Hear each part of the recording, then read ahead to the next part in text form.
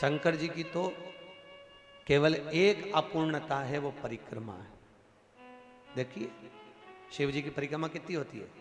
आधी, पूरी नहीं होती। वो भी क्यों होती है आधी? ये शंकर जी ने गड़बड़ी कर दी थी ना। बड़ा जो बेटा था वो माँ को प्रिय था और छोटा बेटा, अरे बोलो तो, बाप को प्रिय था। अब शंकर भगवान बड़े आनंद में, अभी उन्होंने क्या करा, शंकर जी को गणेश जी से बड़ा लगाव हो गया था, बड़ा लगाव एक बार बहुत। और भगवान भोलेनाथ जी ने कहा जाओ, जो पृथ्वी की पहले परिक्रमा कर कर आएगा उसका प्रथम गिनती में गिना जाएगा।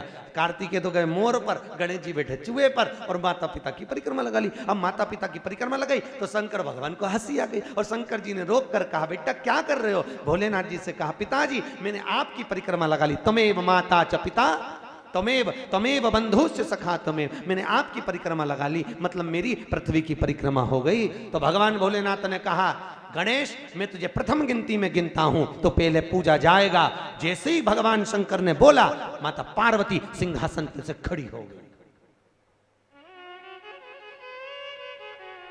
पार्वती सिंहासन पे से जैसी खड़ी हुई, थोड़ी देर में कार्तिकेय बाबा आ गए, और कार्तिकेय ने आकर कहा वाह माँ, वाह माँ, गजब करा तूने, छोटे भाई को प्रथम गिनती में गिनवा दिया और मैं बड़ा बैठा ही रहा।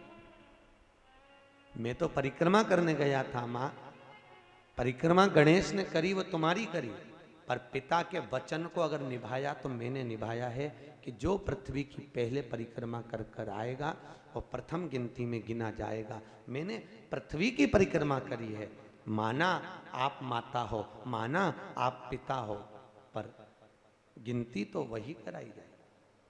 माँ आज मेरा अपमान हुआ है। कार्तिकेय जी ने कहा, जगदम्बा खड़ी होकर बोली भोलेनाथ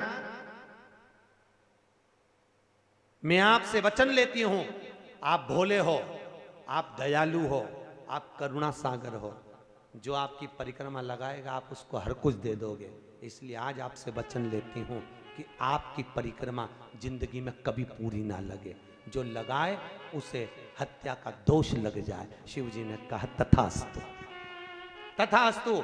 उस दिन का नियम है, शिव जी की परिक्रमा आधी चालू होकर आधी में पूर्ण हो जाती है, पर बाबा भोलेनाथ जी की परिक्रमा पूर्ण नहीं होती।